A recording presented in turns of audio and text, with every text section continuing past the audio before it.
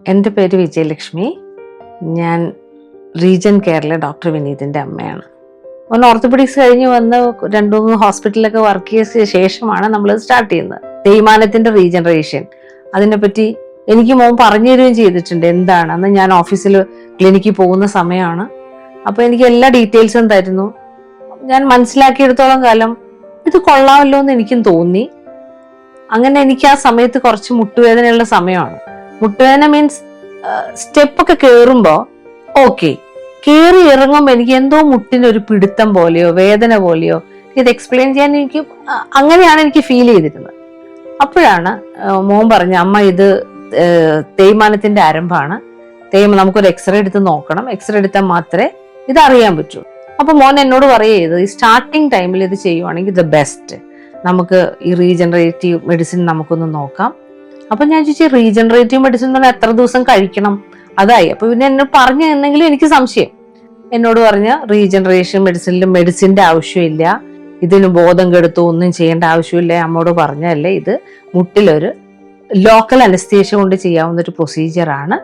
അങ്ങനെ ഞാൻ കൺവിൻസ്ഡ് ആയി. ഞാൻ ചെല്ലുകയും ഈ ട്രീറ്റ്മെന്റ് വിധേയമാകുകയും ചെയ്തു. അത് നമ്മുടെ ശരീരത്തിൽ റീജനറേഷൻ ഉണ്ടാക്കുന്ന എനിക്ക് ആദ്യമേ പറഞ്ഞു തന്നിരുന്നു മോൻ. അതിന്റെ പ്രകാരം ഇഞ്ചക്ഷൻ എടുക്കുകയും ചെയ്തു. ഇഞ്ചക്ഷൻ ചെയ്യുമ്പോഴും കുറച്ചൊരു വേദന ഉണ്ടായിരുന്നു എനിക്ക്. ബെയറബിൾ തന്നെ, പക്ഷെ എന്തായാലും ഉള്ളിലുള്ള പേടിയാണ്, ഇത് ഭയങ്കര വേദനയായിരിക്കുമോ എന്നുള്ളൊരു പേടി ഉണ്ടായിരുന്നു. അതിനുശേഷം 10 days റെസ്റ്റ് എടുക്കാൻ പറഞ്ഞിരുന്നു. 6 months ഒരു ഇഞ്ചക്ഷൻ കൂടെ ചെയ്തു. അത് ഞാൻ ഇതുവരെ ചെയ്തിട്ടുള്ളൂ.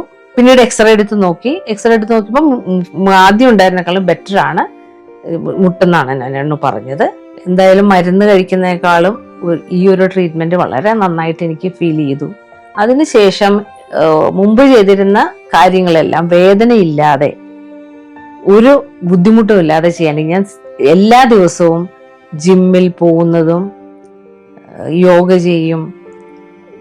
ആക്ടിവിറ്റീസ് അല്ല, വീട്ടില് ഡെയിലി റൂട്ടീൻ ജോലികള്, എൻ്റെ പേരക്കുട്ടികളുടെ ഒപ്പം കളിക്കുക, ഓടുക, ബാക്കിയുള്ള എല്ലാ കാര്യങ്ങളും ചെയ്യാൻ ഈ ഓർത്തോജൻ പി എന്നെ വളരെയധികം ഹെൽപ്പ് ചെയ്തെന്ന് എനിക്ക് എൻ്റെ സ്വന്തം എക്സ്പീരിയൻസ് എന്ന് എനിക്ക് ധൈര്യപൂർവ്വം പറയാൻ സാധിക്കും.